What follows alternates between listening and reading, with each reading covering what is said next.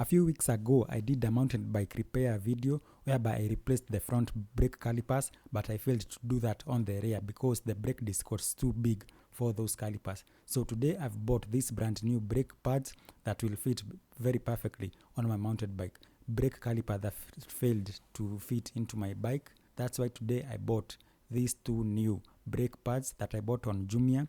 The cost of these two brake pads was 552 Kenya shillings.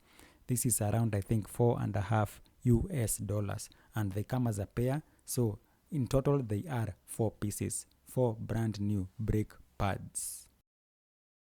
It was much cheaper to buy these brake pads instead of buying the brake disc or brake rotor, as it is usually known as. The disassembly process is very easy. You just need your Allen key and you can disassemble this whole brake caliper to remove the brake pads.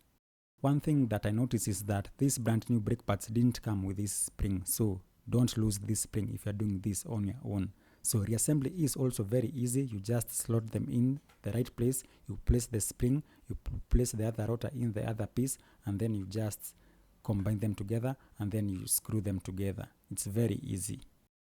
You just screw them with the long section and then you tighten them using the shorter section because you have more leverage with the longer handle that way.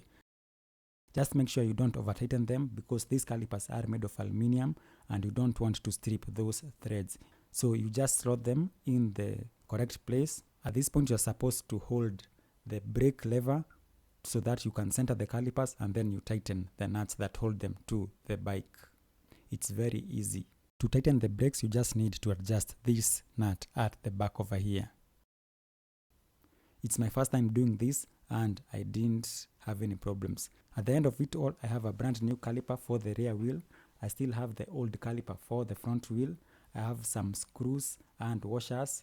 So this is how people usually collect such things. And then to add to my collection, I have the other two brand new brake pads. So that's it. Thank you for watching and goodbye.